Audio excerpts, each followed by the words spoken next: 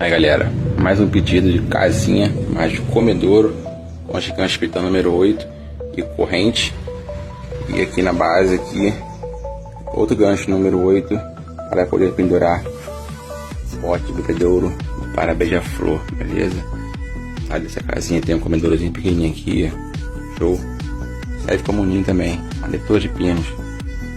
Vini, eu quero uma casinha dessa, me chama aqui no WhatsApp, eu vou ver direct ou nas demais redes sociais, estarei atendendo a você com a maior satisfação, beleza? Salva aí, comenta, compartilha, segue nossos perfis nas demais redes sociais. Bora fazer poeira.